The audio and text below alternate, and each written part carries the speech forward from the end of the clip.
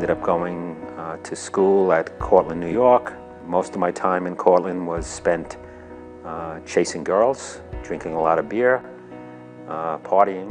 My entire college education was pretty much wasted on girls and alcohol, and had no clue that I was doing anything wrong. I was under the belief that, you know, if as long as you didn't do anything intentional to hurt anybody, it was okay. That was the relationship I had with God. You know, I wasn't hurting anybody on purpose. I was fine. Ended up moving down to Louisiana. While I was down there, I continued to drink heavily. I met a young girl down there. I was 30 years old at the time. She was about 20. So we went in the doctor's office and she starts crying. I'm going, "Why are you crying?" And she goes, "I don't want to get an abortion." And I go, "Who said anything about an abortion?" And when we found out she was pregnant, we got married. And then 3 weeks later, she lost the baby. She had a miscarriage. You know, we ended up staying together for a while. But I was going offshore on these jobs for like 2 weeks off, and I'd come back in and, you know, everything was fine, except one time I got off early. I came back and I went in the house and bed was made, no one was in it. You know, went back to the shop and did, you know, clean up some tools. I came back and there's Sophie, she's in the house, and I walk in the bedroom and the bed's all messed up like she was sleeping in it. And I'm like, "So what's going on?" She goes, "Nothing." I said, "How come the bed's all messed up?" She goes, "Oh, I just got up." I go, "Oh, really? That's funny, because I was here 40 minutes ago and the bed was made and you weren't in it." And she started crying and she told me she was seeing this other guy, and she told me she'd stop, but she didn't, and we got divorced. And I moved up to Alaska, came back, and eventually I ended up back in New York to go to chiropractic college. Shortly after I graduated from chiropractic college, I started dating a young woman, and we dated literally for 20 years. One day, one of my patients, who was a deacon at a Christian church, gave me tickets to go see a play, Who Is This Man? And while I was watching this play, I'm sitting there and I just started asking myself, what have I been doing? Because it was the birth and all the way up to the crucifixion of Jesus. And when we watched him get crucified, I was convicted. I was like, what have I been doing? I walked out of there with Joey. We were looking at each other and we were both touched. In fact, I knew that I had to change my life. I knew something had to change. When I first became a Christian, I tried to change my 42 years of not being with the Lord. Right now I was 59 years old in 42 minutes, and I was miserable, you know, and I was really struggling with trying to stop doing everything that was bad. And that was just about everything I did, you know, so it was a total impossible feat. That's something I couldn't do. And I struggled with that for about a year, and during that time my mom got very sick.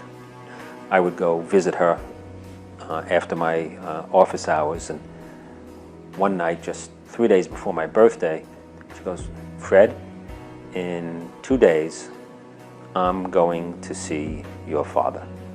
And my father had died 10 years prior to that.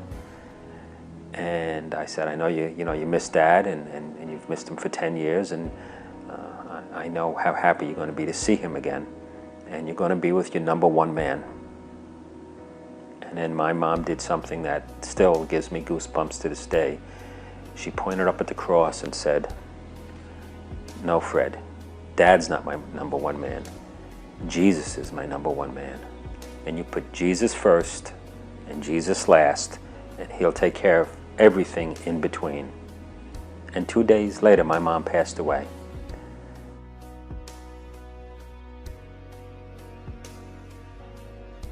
I wasn't upset, I was happy, because I knew that I saw her faith. You know, I understood what it meant to really love Jesus to put Him first above all things. And as a result, I understood that now, in order for me to change, I just had to surrender to Him, and He would change me. Was dating Joey, I changed and I started to change, and I knew that I couldn't stay in this physical relationship with her. And it almost seemed like every day that I was with her, it was getting harder to do what was wrong and easier to do what was right, because as a result of what he was doing in me, I knew that I had to either, one, stop seeing her completely, or ask her to marry me. And both those decisions were frightening to me. I couldn't believe that I could, spend the rest of my life without her. So I asked her to marry me, and she, gave me her standard answer, which was in May. May the day never come, which was a joke we always had about us getting married. And we stopped seeing each other. It felt like a divorce for me. And I know I wouldn't have been able to get through it without the Lord, because in the past, when I had a relationship with a young lady and she stopped seeing me, I was a mess. It actually started me on my drinking. And this time, I had strength that I had no idea where it came from. I was at peace with the fact that I did what I needed to do to glorify the Lord.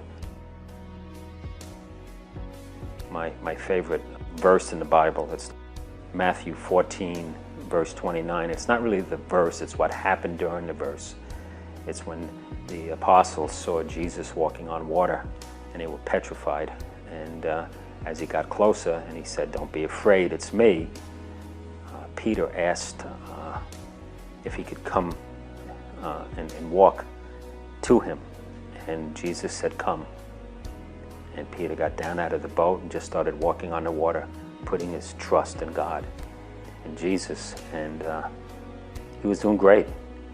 And then all of a sudden he took his eyes off Jesus and he looked around at the wind and the storm and the rain and the rough waters, and he sunk. And I still do that. I can be Peter. I'm pretty good at being Peter.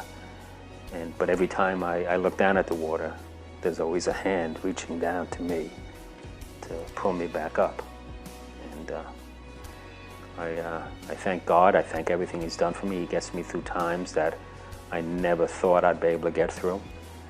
Literally, I have a bagel shop across from my house, and I started bringing the Bible in there and started reading the Bible.